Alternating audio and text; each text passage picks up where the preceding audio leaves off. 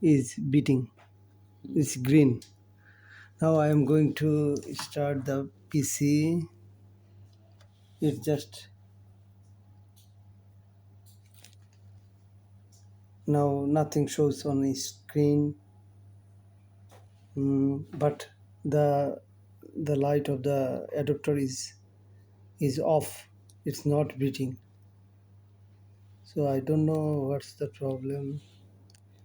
So